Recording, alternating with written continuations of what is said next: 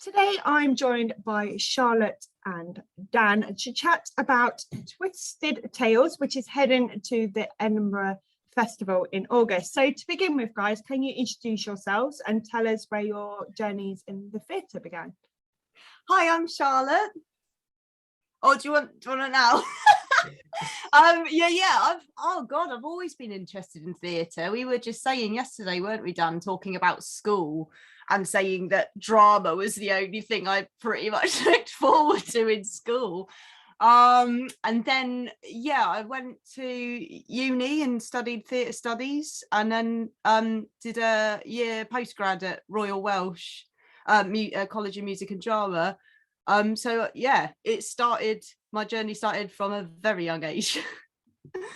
And hi, I'm Dan Richards, and I started, doing youth theatre when I was about 5. I think that was basically where it all started for me. And then that was with a company called Miracle Theatre, who I very luckily got a job with when I was about 20-ish, and that's where I met Charlotte. We both did that job together and we became best mates, and then we started Owdyado Theatre, and the rest, as they say, is history. How did you kind of form your company then that you're talking about? So how did that kind of come about, and what was it that you kind of wanted to do with that company?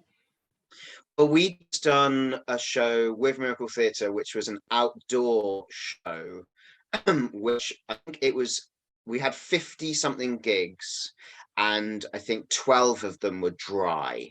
It rained the entire summer.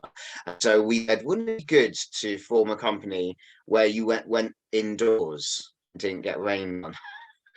And also it was another thing, I suppose, about it was we were sort of just trying to make work for ourselves. We live in Cornwall, which is a beautiful place, and there's lots of theatre down here. But, jobs are few and far between, I guess. And we wanted to ensure that we had some stuff going on, and also to make the theatre that we really cared about and we really loved. So that was sort of the kernel of the idea, and that was like 12 years ago now. Yeah. Like you mentioned as well, like you both kind of started when you're really young, so I'm sure you're aware there's lots of like funding cuts at the moment. So do you think the opportunities for young people to kind of go into theatre are going to get slimmer and slimmer? I definitely do, and that it's happening already. You had a workshop the other day, Dan, with some young people. We could speak about that. Yeah, I was going to say I'd extend that to say that opportunities for anyone going into theatre, young or any age, are diminishing rapidly, and it's frankly depressing. I did a workshop the other day with some fantastic kids, year 9, so they're just about going into their GCSEs, but their passion for drama was different to lots of workshops that I've done in the past, because they're not encouraged to do it. Their parents don't encourage them to do it, even their school encourages them to do it. It's not seen as a worthy subject. And I was talking to their teacher about it, and they were saying, I'm really worried because they don't have the social skills that other years have had. They don't have the outgoingness about it, or the public speaking, those sorts of things. They're really shy, and these are the things that drama in general, or theatre, these are things that you get from doing that subject. And when you couple that with the fact that public funding and private funding is being so slashed, it's going to be an interesting 10 years for theatre. Let's just see what happens, because especially it's very easy to think in these days of pandemic and terrible things that the art is some sort of frivolous thing that we don't need. But actually, what did most people spend most of their time doing in lockdown? It was watching Netflix, probably, reading books, reading magazines. These are all aspects of the arts. And we will be a very poor country in 10 years if we do not start valuing that, I think. Yeah, absolutely. And I guess as well, then that's why you know, festivals such as the Edinburgh Festival is so important to the arts community because it gives that a platform, but also it showcases that as well, doesn't it? Absolutely. Yeah, I would say so. I mean, it'll be fascinating to see what happens with the Edinburgh Fringe Festival when we don't have any artists. What's going to happen, you know, where are those artists going to come from? And maybe the sad fact is that those artists will end up coming from but people whose background is more moneyed, because they have the privilege of being able to give their time to arts, and therefore, you know, arts will become narrower, and shame. Sorry, there's already talk about that though, isn't it? That you know, it's just famous people, and it's like, you know, it didn't really start to be that kind of thing. It started for new work to have a platform. And I think, yeah, just to add to your point about the general funding cuts, I think it's kind of an ignorance of that. These massive successful shows like Fleabag or The Play That Goes Wrong, or you know, I could name loads, but they started in the Edinburgh Fringe, you know, they started small, and yeah, so we need that, because otherwise it doesn't go big. It can't go big if nobody sees it, if there's no funding for it. Exactly. It's also that thing of, I think that a lot of people do equate theatre and the arts with stuff like the West End or big things that make money. And they think, well, that's all right, that industry will just go on making billions of pounds and just do that, and that's fine. We don't need to invest any time into that because that just does its thing.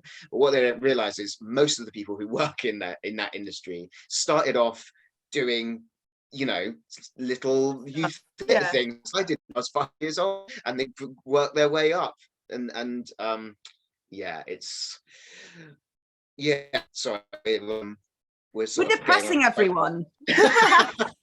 It's such an interesting conversation though, because it is one of those festivals that, like, you know, it is such a fantastic platform for new artists, but is it becoming more blurred, and are we seeing bigger names because of the reputation it has for, you know, being the groundwork for some people? You know, it is a really interesting conversation. Yeah. Absolutely. So obviously you are taking Twisted Tales to the Edinburgh Fringe Festival. So how does it feel to kind of be bringing that, because it's kind of the first kind of proper year of Edinburgh that we've probably had in the last few years? So how does it feel to be part of that at a time when we probably need a festival like this? Well, I mean, go on, Charlotte. It's been a long time coming for us. It's been a really long time. Like, we've been wanting to go for ages. We just haven't had the money. So over the years, we've been building up, you know, savings in our company bank account, trying to, you know, source funding from wherever we can, when we can. And then we were almost ready to go in 2020, weren't we, Dan? And then COVID happened. Yeah, I know we hadn't booked it. Maybe we were thinking towards 2021. So it feels very strange to be going up, because we just don't know what it's going to be like. Is there going to be the same appetite for it? Are people going to be gagging to get back to the festival and it's going to be really amazing? Or are they still going to be a bit nervous? And, you know, other things like the cost of living crisis going to affect it? Is the fact that they're not doing the Edinburgh app going to affect it? I just don't know. So it feels weird, because it's been something we've been wanting to do for so long. But now we're going into it in a weird year. So I don't know what to think about it. Yeah, so it's our first time ever doing it. So it's a sort of mixture of real excitement, you know. I can't wait to just get up there and be part of it. I've been as a punter a few times, but to finally be taking a show there is really exciting. But I am trepidatious, and because usually we've been to lots of friends who have done it and said, hey, what's your experience? And they've all given us their experience, which is, you know, all those brilliant highs and lows of being at Edinburgh, and that's really useful. But also they all sort of go, but, you know, that was in the before 4 times, you know. So we don't know. Like you said as well, you know, it takes a lot to kind of get the funding behind you to go to the Fringe Festival. So how does that work for you guys? How do you kind of try and raise money, and what do you kind of try and rely on? Theatre tax relief. No, I'm joking. No, like we just save it whenever we can, don't we? So yeah, like whenever we make a little bit of extra on a box office split, we'll put it towards Edinburgh. We've got a lovely network of regular donors, so any money we get from that goes into the Edinburgh Fund. We're a associate artist of 𝗘𝗺𝗶𝗹, and they're really good because they've put up a bit of money to support our company development. And then friends and family, innit? Like we really rely on that, so we're very lucky. Very lucky. Yeah. So can you tell us what Twisted Tales is about?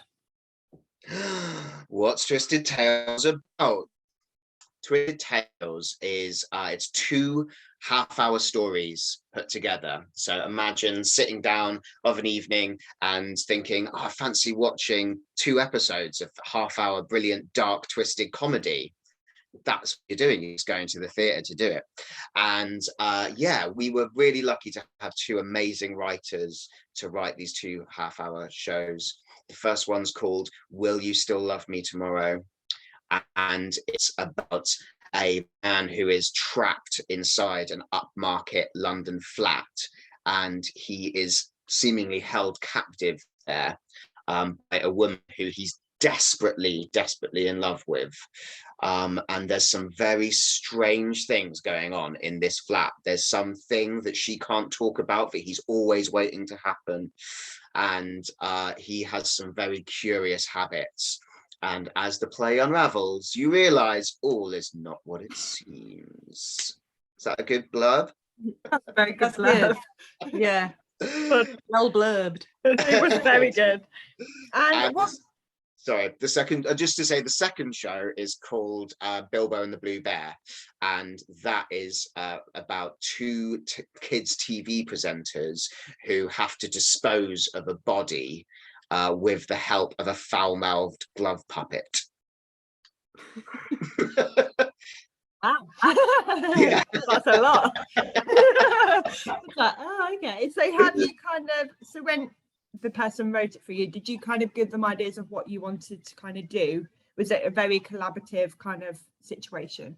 Yeah, we give them parameters, don't we? We say it needs to be half an hour. It needs to be twisted in some way. So whether they interpret that as a plot twist or just dark humor or something that you don't expect in it, or all 3, it had to have that element of it. And what the writers do is they come to us with a few pitches. We're quite generous. We don't narrow it down too much, so that's their parameter.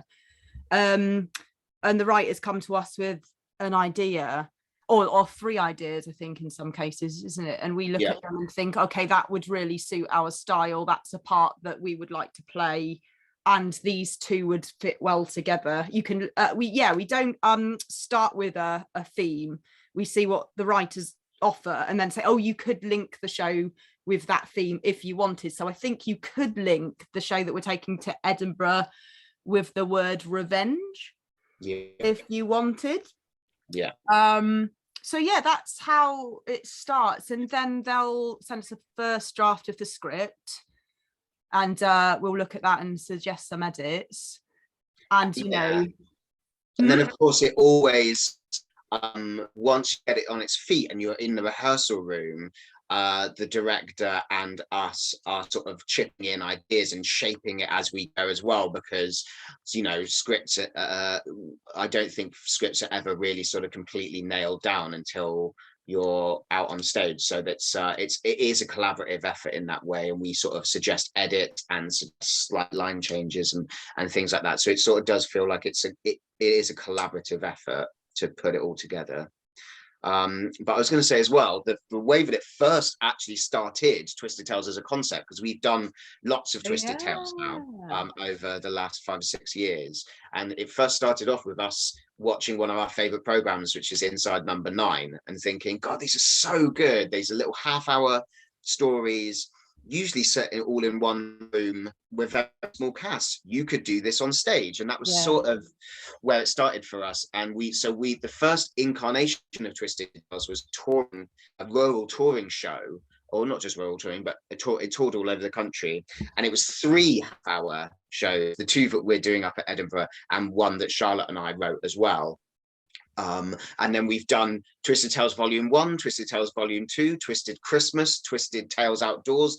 We've done lots of different sort of incarnations of the ideas, and yeah, we've sort of picked some fan favourites to sort of go and showcase up at Edinburgh. It's definitely quite a versatile kind of piece of work then, because you can kind of take this Twisted Tales kind of title and really do different things with it, can't you?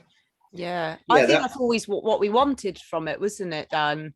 Like something you could scale down for a fringe festival or scale up for a bigger tour. And something that will become something of a, like, I hate to use this word, but something of a brand, you know, for the company. That you know, they're sort of like Owdyado Theatre, they do their Twisted Tales, and then people can go, yeah, I saw that one and I saw that one.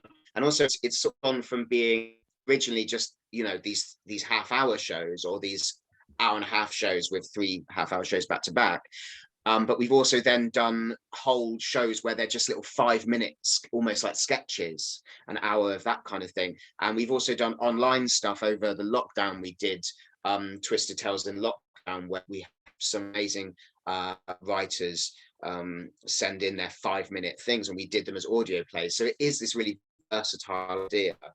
Yeah, I'm really excited to be able to bring it up to Edinburgh. Yeah, it sounds great. And was there any challenges with developing it, or was it kind of quite easy because it has been written for you? Was there still any challenges with it? I can't remember any challenges, but when we first did it, it was 2018, so there probably was, but I can't remember anything. That's like how many years ago? 4 years ago now. Dicky, do you remember any, Dan? Yeah, I mean, there are challenges. Any piece of work you put together, it's like you know, the thing about theatre in general is because it is it's a passion and it's a love, and you know, and you do enjoy doing it. If you have to enjoy doing it, otherwise don't do it, because it will just like absolutely tear you apart. But also it's like, it's a laborious task putting a piece of theatre together, and it's hard work, and there are definitely challenges in there. But we were just, as I said, we were really lucky to have 2 fantastic writers. We've also got a director, 𝗘𝗺, who is also one of the writers, who works with us, who just understands what it is that we're trying to achieve.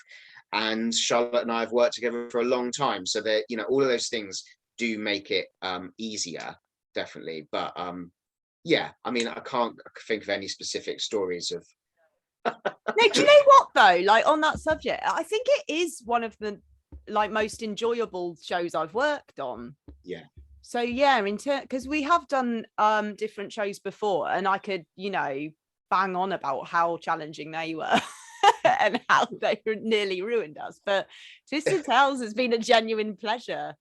And also I think they are, because they're such pithy short like stories, and they're really well written, and people really enjoy them, it's always a pleasure to perform them. And every single time that you perform them, it's so fun hearing when people get the twists. Yes, when, you know, you can literally hear the audience figuring it out, or or sort of like very quietly whisper to their partner, oh my god, I bet da da da da da. And it's really exciting to be on stage revealing these stories and feeling energy, the audience kind of getting excited because they're just catching up with the story. And I love all that. It's great. Yeah, it is fun. Absolutely. So if you were to kind of describe your piece to people, what can you kind of compare it to? Inside Number 9, the Twilight Zone. We are big fans of the original Twilight Zone, and that's definitely been an influence on like all of our work for years. Tales of the Unexpected. Yeah. It's definitely that kind of, but also you know, there's the there's plenty of theatre. I know that I've just said loads Wow, of television. Inspector Calls, we love that kind of thing. What's that other, like, Ira Levin's work? Oh, there's a Veronica's Room is one of my favorites. It's just such a weird play until you get the twist, and then so that kind of thing, that vibe. There you go. There's some theatre references and some telly references. Yeah. And what is your hope for Twisted Tales after Edinburgh?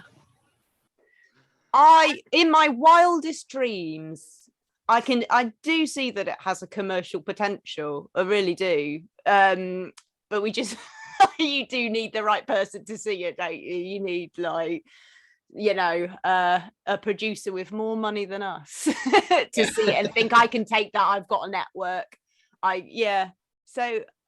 That's my wildest dream version, that somebody comes along and it becomes the new hit show of the moment, and we never have to worry about money again. That would be great. That would be so great. I think, like, because we've got 6, we're taking 2 of these half-hour stories to Edinburgh, but we technically have 6 of them ready to go. And there is part of me which would love to sort of either go to take those to another medium. They could make great radio shows or even television shows. So there is always that feeling of, like, that'd be really exciting to take that brand and get it to a wider audience. Also, I mean, the good thing about them as well is they, at the moment, they are these sort of small sets. But we are big fans of stuff like the League of Gentlemen as well. And you watch their little sketches, which then they do on huge stages, and they work really well, because it's not really about the massive set or the amount of cast you've got. It's about the fact that you've got really good sketches and good stories. So there's definitely, I would love to sort of take it to some larger theatres, get it out of we've been doing 10 years of rural touring, which we absolutely love, and we do want to continue doing that, but it'd be so cool to get into some larger theatres and get it to a wider audience. That's the idea. I guess just to push it as far as it can go. Like, how far can it go? Because, like we were saying earlier, it's quite a versatile format. And there's always the potential to add stories or mix up the order of them. So it would be amazing to see if it could be pushed into a different sphere of theatre. I mean, to absolutely plan to do a Twisted Tales Volume 3 as a full hour and a half show as well. So that is something which we're planning in the next couple of years, is to add another 3 half-hour stories to our Twisted Tales canon. Absolutely, it sounds great. And besides your show then, because Edinburgh Fringe has so many shows, are there any other shows that you would really like to go and see whilst you're up there? I keep catching them. I keep reading about them and thinking, oh, that sounds good. I'll see that. But none of them have stuck in my head sufficiently for me to be able to tell you the names of them. But what I normally get into at the Pleasance is at Edinburgh Fringe is going to certain venues. So I'll generally stick in the Pleasance, and then you'll start talking to people and they'll say, oh, I saw this brilliant show in that venue in the Courtyard, and I'll just go and see that. Or someone will tweet something, and then I like finding shows like that rather than planning too much ahead. Yeah, because it can be so overwhelming as a thing, and actually finding your spot for the day and kind of going, well, you're in this theatre here, but actually literally just 2 minutes across the road there's another one. So otherwise you can get into just traveling the city all day. But my thing is, I just want to see as much as I can. But we've spent a long time now not being able to see work, and we're finally in a position where we can actually just go and see loads of stuff. So I know that I am definitely starved of seeing loads of really good theatre. So I hope for everyone else's as well. I hope that everyone will go up there and support the Fringe and support the all of the companies, and take advantage of the fact that we have literally the largest arts festival in the world on our doorstep. What an incredible privilege. Yeah. Yeah, absolutely. So to finish off with, can you both kind of explain in 3 words, sum up Twisted Tales? Go on, Charlotte. Oh, pressure. Surprising, exhilarating.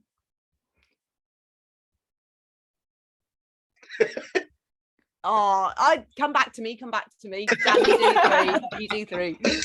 Okay, I'm going to go with dark, funny, and at the risk of sort of sounding base, twisted.